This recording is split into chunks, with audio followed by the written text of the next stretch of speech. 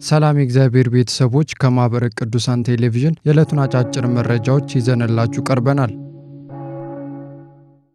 የጉራጌ ሀገረ ስብከት የሰንበት ትምህርት ቤት ሥርዓተ ትምህርትን ለመተግበር ለክረምት ተተኪ መምህራን ሥልጠና እየሰጠ መሆኑን ገለጸ። አምስተኛው ዙር የክረምት ተተኪ መምህራን ሥልጠና በሀገረ ስብከቱ የሰንበት ትምህርት ቤቶች ዋና ክፍል አስተባባሪነት መሰጠት መጀመሩን ሳሌም የሀገረ ስብከቱ ሚዲያ በመረጃው አሳውቋል። የተሰጠ ባለው በዚህ ስልጠና ላይ ከጉራጌ ሀገረ ስብከት ከሚገኙ ከሁሉም ወረዳ ቤተ ክህነት የተመለመሉ በርካታ የሰንበት ትምህርት ቤት ወጣቶች ተገኝተዋል። በጠቅላይ ቤተ ክህነት የተዘጋጀው ከአንደኛ እስከ 12ኛ ክፍል ያለውን የሰንበት ትምህርት ቤት አዲሱን ሥርዓተ ትምህርት ለመተግበርና መምህራኑን ማዘጋጀት የስልጠናው ዓላማ መሆኑ ተገልጿል። በመርሃ ግብሩ ላይ ሰልጣኞች ዘመኑን እየዋጁ በጥበብ መመላለስ አለባቸው የተባለ ሲሆን በቆይታቸውም በሥርዓተ ትምህርቱ መጻሕፍት ላይ የይዘት ዳሰሳና የተግባር ትምህርት የሚወስዱ ይሆናል። ምዕመናን ከቅዱሳን አባቶቻችን በተማሩት ትምህርት በጎ ተግባራትን ገንዘብ ሊያደርጉ እንደሚገባ ተገለጸ። የአደንጉር ደብረ ምጥማቅ ቅድስተ ማርያም ቤተክርስቲያን ካህናትና ከንስሐ ልጆቻቸው ጋር በመሆን በወልዲያ ስፔሻሊስት ሆስፒታል በመገኘት ሕሙማንን ጎብኝተዋል። በጉብኝቱ ላይ የተገኙት አቶ ሞላ ገብሬ ሆስፒታሉ ላይዘንና ሪፈራል ክፍል ኃላፊ ሌሎች የማህበረሰብ ክፍሎች ከዚህ ተሞክሮ ወስደው ደጋፊ የሌላቸውን ሕሙማን እንዲጎበኟቸው ጠይቀዋል። የቤተ ክርስቲያኑ አስተዳዳሪ መጋቤ ሰናያት ኤፍሬም ገሰሰ በንግግራቸው ምዕመናን ከቅዱሳን አባቶቻችን በተማሩት ትምህርት መሰረት በጎ ተግባራትን ገንዘብ ሊያደርጉ ይገባል ብለዋል። አክለውም የሕክምና ባለሙያዎች እነዚህ ወገኖችን በመርዳት ሙያዊና ክርስቲያናዊ ኃላፊነታቸውን እንዲወጡ አሳስበዋል።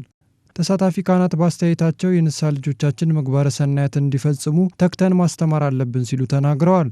መረጃው በማኅበረ ቅዱሳን የወልዲያ ማዕከል ሚዲያ አገልግሎት ነው። ብፁዕ አቡነ ዮሴፍ ጾሙን በዓላማ ከጾምን ወደ እግዚአብሔር የምንደርስበት የሰላም ምንጭ ነው ሲሉ ተናገሩ።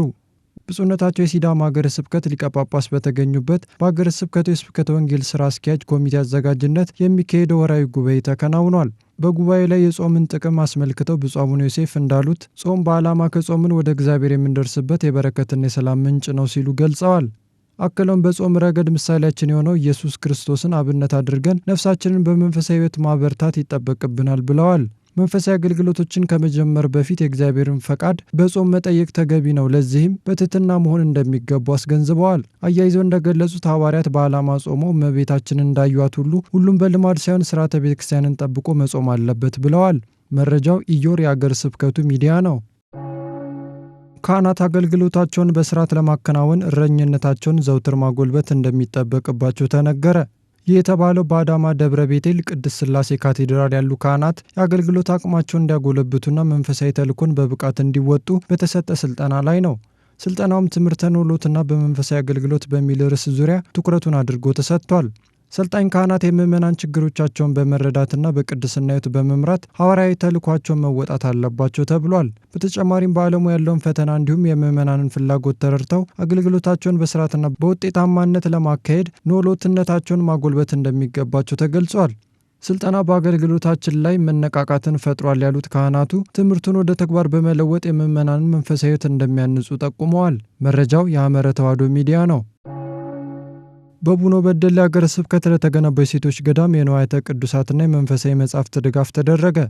የሀገረ ስብከት የሕዝብ ግንኙነት ክፍል በዘገባው ብፁዕ አቡነ ኤፍሬም የቡኖ በደሌ ሀገረ ስብከት ሊቀ ጳጳስ በተሳተፉበት በገቺ ወረዳ የሴቶች ገዳም የተከናወኑ ዋና ዋና የልማትና የመንፈሳዊ አገልግሎት ስራዎች ጎብኝተዋል ብሏል።